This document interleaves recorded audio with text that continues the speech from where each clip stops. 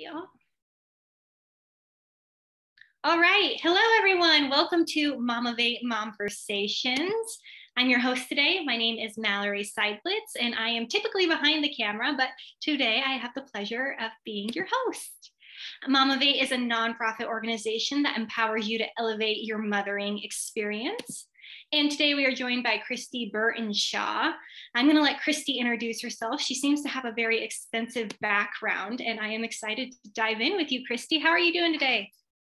I am doing great. Thank you, Mallory. Thanks for joining us on Momivate. Could you give us a little bit of background and tell us about maybe your licensed massage therapy, your doula work, all the good stuff? So about 20 years ago, I started studying dance at BYU, but my focus was injury prevention and recovery because I had been injured in high school with some cool dance moves, like this great lift and the guy dropped me. And then I, obviously had to recover and then track and stuff. And so I studied with that focus, and then we went and taught, and it wasn't getting better. And so I looked into massage and discovered something completely different. It's called fascial work. So I do Dr. Ida P. Rolf's method of structural integration. And fascia is like that outer surrounding of your muscles. So you have like the muscle fiber has some fascia around it, and then the group of muscles, and like it just keeps getting bigger and bigger and goes everywhere. So the start and the end of your fascia is your belly button. Oh. And I know, right? So it's just this big web. So I'll be working on someone's ankle and they'll feel it in their shoulder because that fascia connection's always there. Good surgeons know where fascia is and they go in alignment with it. So I was doing that. And then I started to realize, wait. If I help my clients relax, their fascia releases and they heal faster. That birth is just fascia. So if I do fascial work to prepare for birth, I'll have a better birth. And so I did my third child was my first unmedicated birth with that like hypothesis in mind. And it was a like 3.5 hour birth. And then I've done 2 more unmedicated home births. And then I attend births for other people and I help moms get in the zone and like figure things out. But to get your fascia healthy, you also have to do nutritional and hydration things.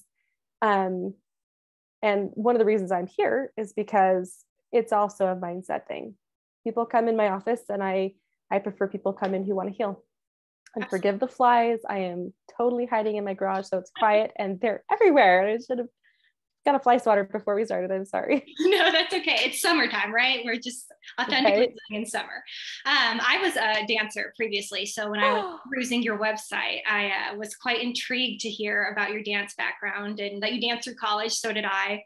But I definitely feel the effect. I feel like an old woman now because I'm 25 and I'm like, how dance really seems to progress your aging. You definitely feel it in your body. All the aches and pains kind of stick around once you stop. So I'm quite intrigued. I can help that. I started feeling better at age 28. So okay. And it was all because of the fascia. Yeah. Yeah. It was all fascial work. And what got you interested in this originally?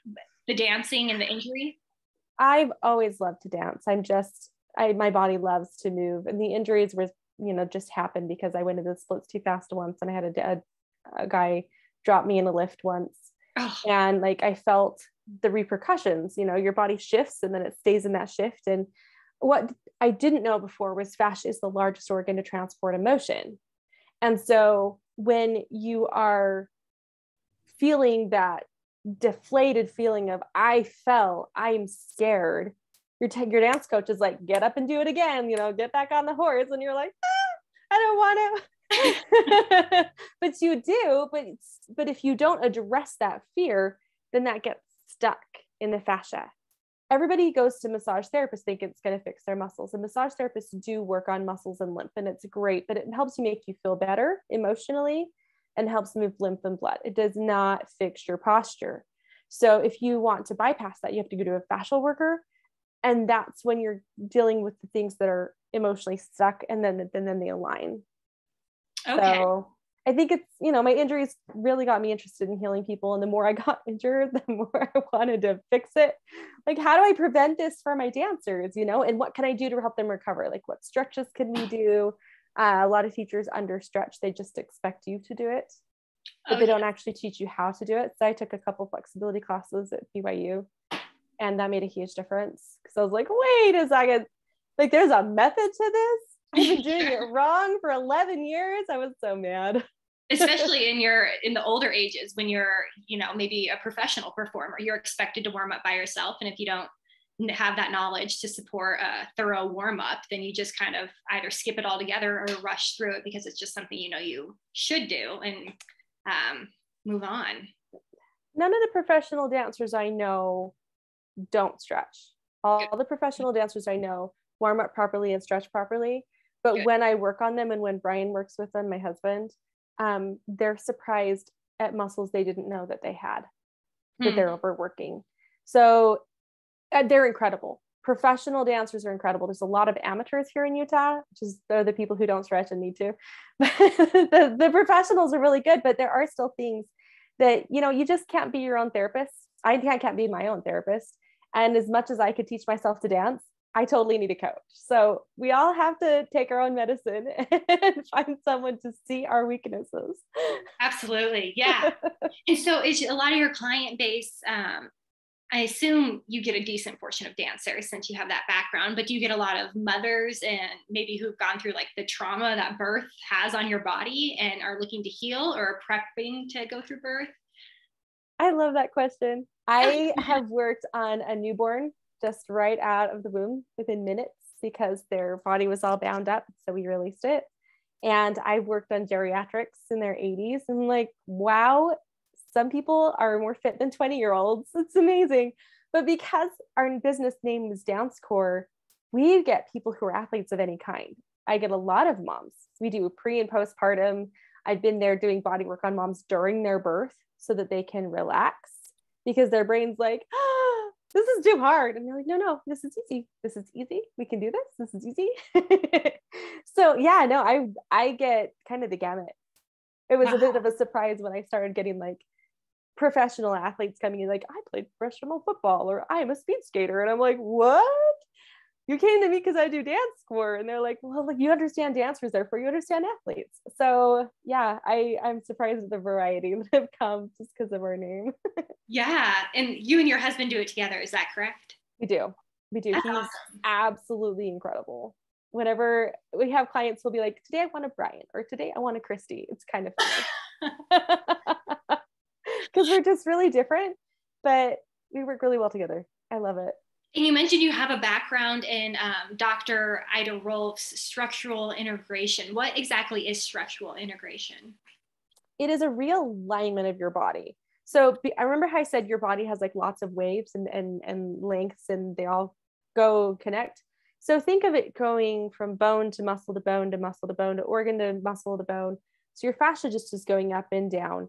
When we start, we go superficially and then go deeper and then deeper and deeper and get closer to the core of your body.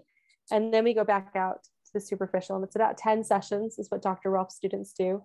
And our ideal is to lift the whole front of the body and then pull the back of the body down because that's where a lot of our, we're all sitting like this all the time. until we know we're on stage. Right, yeah.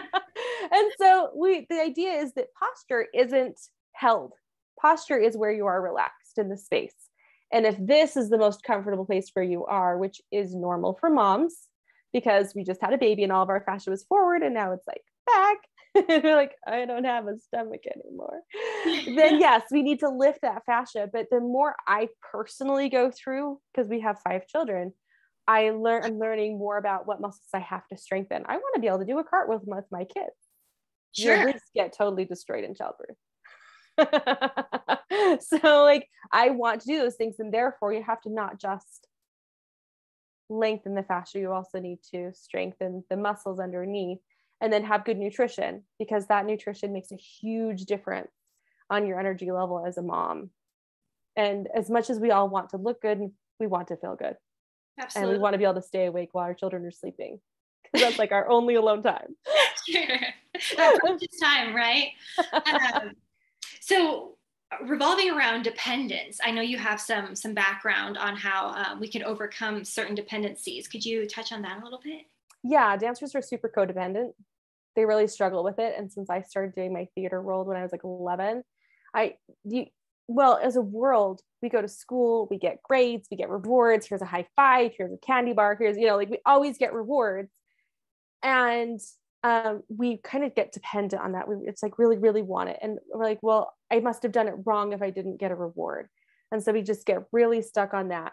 And it's so prevalent. I don't think we notice it, but the level of divorce that's occurring tells me this is not just a dancer problem.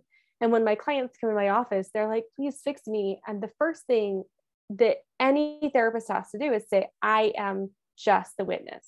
I'm here to help you see what can change and how you can change it. I use tools. I absolutely use tools. I'm going to lengthen and stretch, but I have some clients where I can go like this, and some clients I can go like this, depending on how humble they are. You have to be humble to be able to change, and about how ready they are to heal. I don't ever want a client to come in and think I'm the one fixing them, ever. Because what happens if I died or moved? Like, that's a problem. They're not gonna be able to find a therapist. You need to be able to talk the talk. Like, hey, I really have this muscle that's hurting. Can you work on it? And then teach me how to strengthen and stretch it and stay hydrated so it doesn't hurt anymore. And can you teach me the movements? Like, some people don't even realize how easy it is to move a box safely. Instead, we're all wrenching our backs. Massage therapy school, the first thing they taught us is activating factors are like our bread and butter, because everyone's going to go shovel the snow, and then they're going to be like, I need a massage. So my ideal was never to be like, you're going to come into my office twice a month for the rest of your life. That bothers me because I have done so much of my own therapy. So I want people to come in and say, I am proactive, accountable, humble, teachable, ready to go. You teach me, but you can help me make it go faster.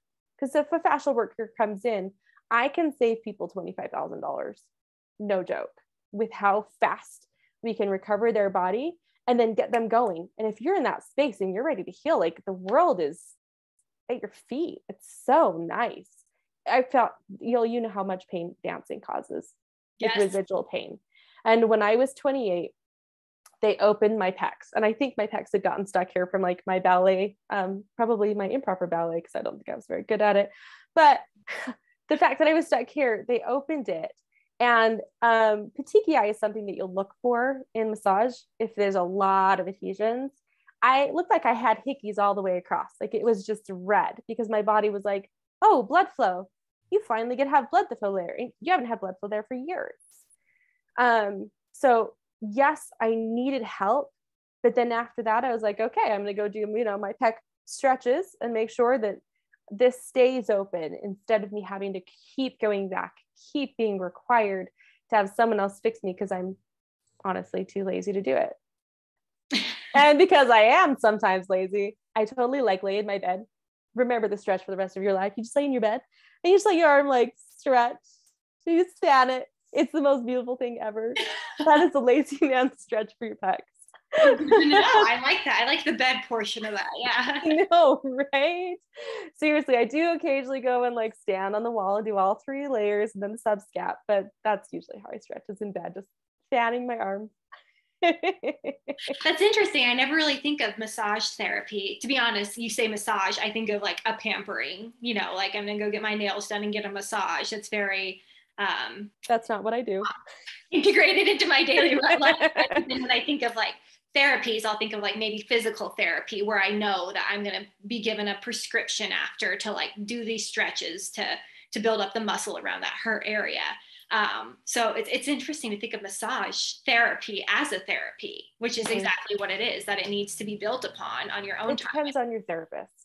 Every therapist is so different. There are so many modalities, which is why you need to learn what you like. So when clients come to my office, I'll be like, this is acupressure. This is shiatsu. This is structural. This is Russian. And they know which modality I'm doing. And if they have a preference, then they can go and find someone, even if I moved or if they move. And I've had clients move all around the world who are like, thank you so much for helping me find a therapist who does what I want. Oh, good. We can be proactive when we're finding therapists, just like you're looking for a doctor. You want someone with a good bedside manner. You want someone who, like, if they like talking, they can come to me because I'm a chatty Cathy. you know, but it's really important to know what you need. Yes. Yes. So what would be the right person to seek out massage therapy as opposed to maybe physical therapy or chiropractic, going to a chiropractor? Is there like a certain case that you look for, or is it just you suggest people try out a bunch of different things until they find what they're looking for? Oh no, I'm much more particular than that. If they need their bones moved, which if you're getting fascial work, I suggest you go to a chiropractor after sessions 1, session 2, session 7, because we occasionally bones will move into place when we're doing fascial work because it was so bound by the fascia. But Brian works with a chiropractor in Springville, Dr. North, and they totally work in conjunction with each other because sometimes people will get fascial work and it's like magic. It fixes everything. And sometimes they'll get the fascial work and then they go to the chiropractor and it's like magic and the chiropractic fixes everything. And since you don't know on those two things, I would say do both. I really like people to decompress their wrists and their ankles after, sessions 1 and 2, because we don't really think about how compressed they get, but that makes a huge difference. And then when people come to me and they have an issue, I ask a lot of questions because first, I talk about dependence because I don't want them to being dependent on me, but at first they don't have a ton of choice. And I've noticed personality-wise, people come to me for session 1 and they're almost just a smidge feeling like I think I did when I was, when I was 28. Like I was kind of a little desperate, but I was also like, I can do this. A little desperate, but Barry can do this. And I learned by session 5, my clients are like, oh, no, slow down. No, lighter. No, I like it this way. And they're happier. They're more proactive. By session 7, they're like, okay, you have to go a little slower, Kristy. I need to breathe. I'm like, okay, that's fine. But I find that as they heal, they become more independent. And by session 10, they're like up and going. And like, and of course, with Dr. Rolf's work, it's come back in 4 to 6 months, unless you have a major activating factor, because your body's just going to keep unwinding. So it's not a dependent thing. However, at first, whenever you start a therapy, there's a certain level of trust you're just going to have in your therapist, which is why you want to seek someone that you do trust, because they may say things that are super triggering. I may or may not do that. But at the same time, if you don't change, you're going to keep getting what you've gotten. Sure. So I'll have people come in, and I've had clients from like, nope, you don't need what I have. You need to go to a craniosacral therapist. Or you don't need what I have. You need to go to Brian because you'll respond better to him than to me. Or I'll have clients will come in and I'm like, no, you don't actually need fascial work right now. First, you need to do massage. Okay. Because the lymph can make fascial work so painful. So if they go and get the lymph and the blood work before they go and get fascial work, it'll be a lot more comfortable because it feels like physical therapy. It looks like massage. It's not. I'm not sure I realized there are so many different elements to massage. You were naming off like Russian versus structural and all these things. I just think like rub me until I feel better. Like, oh no. There's even a difference between foot zoning and reflexology. Oh, wow. What a fascinating world. It's really cool. Once I found it, I was like, this is so cool. Why don't moms know everything? Like right now I'm trying to put together this thing for first aid because moms should know cryotherapy.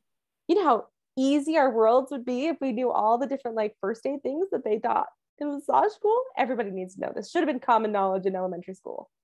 Oh, I like that. So relating back to mothers, how do you think dependency presents itself in motherhood? There are 2 big things that I find in myself. 1, I become too dependent on my children's and husband's approval. That's a big problem because if they don't approve me, I can feel really sad. And if I feel really sad, honestly, it takes the whole family down and then everyone feels sad, even if I don't say anything about it. So finding that personal, as I have been healing my own body, I'm finding my own independence, that I am good enough right now, the way I am right now. I'm proud of my body. I am proud of my accomplishments. I am a terrible mother. It's getting better. Just kidding. I am a good mom. I am a good mom. I have my moments. So I'm working to find that solid, I'm good enough. I believe that by doing that, I will help inspire my kids to realize they're good enough, that they can rely on God to be their strength and support, rather than them going, well, I need approval from everyone else. Because if you want to seek approval, you're always going to feel miserable, always, because everyone around you is imperfect and they're probably only focusing on themselves anyway. And therefore, you're just going to feel really sad because they don't see. Like, I don't make my husband see that I cut my hair. I'm like, hey, honey, I cut my hair. Isn't it cute? I will fish for the compliment. I am not going to make him notice it. That's not fair to him. And it makes me feel miserable to be like, he didn't notice that I did something. Right. It's not healthy for us. I think in our world of constant approval, I think social media has made it worse. It's exacerbated it. I've watched in the last 20 years as people have more and more depended on, likes and shares. And, like, how many times do I scroll through Instagram and I'll save something or I'll look at something and learn from it and not like it, but I loved it. I just didn't want to put it in my queue, or I like that hairstyle, but I've seen it 3 times. We can't depend on the fluidity of other people's personalities for our benefits. And if we do, it really is a crutch to our children, because once they walk away from mama and they are out in the world, no one cares. No one cares. Like, true. And there are gems out there. There are people who just really see other people, but I think it's hard to see other people when we're dealing with our own stuff too. And so that dependence, if you remove the dependence and put independent, I really hate this idea of victim to victor. I have worked on hundreds of clients. I have watched people over the last decade, and everybody's trial is the biggest trial they're having. And it absolutely is valid and important for them to deal with it. And in that process, I've seen that you just have to see them and wait for it to heal. Once they see their stuff and they heal, then they're independent, they're joyful, instead of going from, well, I had this childhood problem in which I was terribly treated, which a lot of people have, and now I'm the victor. No, victors are bullies. We don't go victim to victor. We just don't do that at my office. You go from victim to processing, to competent, to healed, to proactive, accountable, humble person that can see better in the world, because it's just healthy. Instead of this, what I see in the media of, well, I'm a victor now, I'm so strong and powerful, like, powerful people can be quiet and humble and calm. They don't have to be showy. They don't have to be bossy or bullying. I think our world has tried to make it look like having aggressiveness is to be competent. Mm-hmm. And yet the people that we seek out are the people that are kind to us. Absolutely. We want to be around people who are nice. I will say, from a fellow dance world perspective, it is the people who are out there maybe more aggressively playing more of a victor role, who do seem to get a lot of attention, which can be hard, because I happen to be pretty introverted, and it's easy to get overlooked in like the performance industry when you're just like, maybe I am a little bit more on the shy side. And it is nice to hear affirmation that, it is like to be humble, and you don't have to jump to that aggressive stage and be that person in order to be liked, No, we don't. There was a fantastic director at BYU who was quiet, and I just was mind blown. She was the dance company's director, and I walked in, there was this group of all of her dancers, and she just, I don't even know how everyone knew she was ready to talk, because I was talking to her, and then she went over to like wherever she was going to talk, and they just quieted down and they listened. And it was just the biggest shift for me of, I always felt like a director had to be like this, and she wasn't. She was so gentle.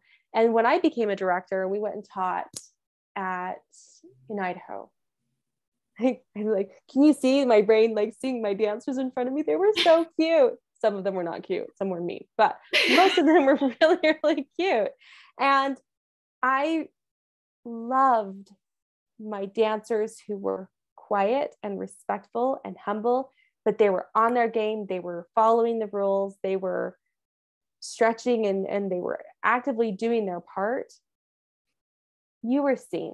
Directors don't always talk about their students that are quiet, but they notice them and they appreciate them. And they do get a little bit annoyed by the ones who are divas. I like that you're not promoting that even outside the dance world, like from the victim mentality that you're avoiding. Well, a lot of us are dancers. Most of the women that I worked on at some point were dancers. And so that world, whether or not we like it or it has bled into our motherhood, into our womanhood, into our education system, because all of these women at one point danced for a year or 5 years or 3 years or 10. And that mentality of, I need to do what's right. The teacher's only going to tell me when I'm doing something wrong. So I'm just going to do right so I don't get, and maybe they'll sometime reward me. And this idea of I'm waiting on rewards rather than, I had one director who had gone up to a competition. He was talking about it, and it was really unfair how someone had won and somebody else hadn't. And I don't know if you know Eleanor Whiblin, she's in the dance world. And she said, well, if you're competing to win, you're competing for the wrong reasons. And I was like, wait, what? Because it's competition, you compete to win. No, you're going to these competitions knowing that you're mostly just performing and loving it and thriving. We need to be in a world of thrivers, people who do our best and our most beautiful selves, and we give ourselves positive self-talk.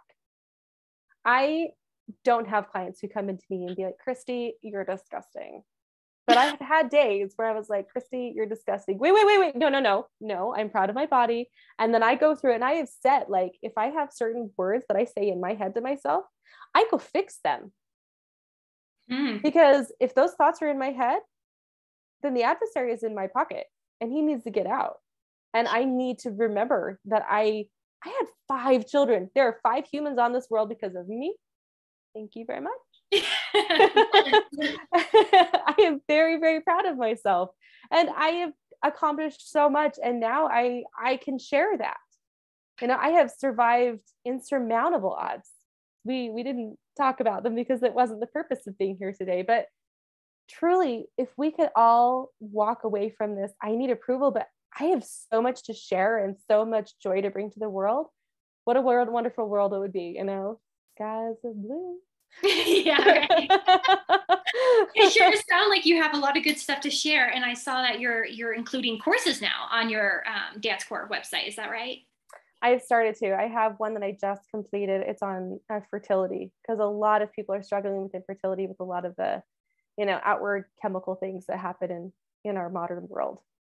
And then I have one that I'm working on with the Bible study on how to find like nutrition to go with your Bible study. I know that sounds silly, but I think we all need good nutrition and hydration. Yeah. And then also how to find the right kind of body worker. Oh, very interesting. Our time is coming to an end very quickly, but we're going to stick around and do an unrecorded session. Let's see here. But you have something to offer our audience members. Let me see. Back to our slideshow here. This is what happens when I'm not behind the camera and I'm in front of the camera. Oh, you're fine. I'm glad you remember. This is Kristy's website. It's Kristy Burtenshaw, lmtsi.com. And you're offering a discount here on your consultations, 50% off, $150 to only $75 for those who mentioned Momivate. Is there a time limit on this offer, or is this not at all? I love Momivate, and I love that first consultation I have is 2 hours. Oh, nice. And we go through and we're going to ask sun, sleep, relationships, because I do a lot of Asian medicine, and in Asian medicine, you know a lot about the organs by knowing about someone's lifestyle.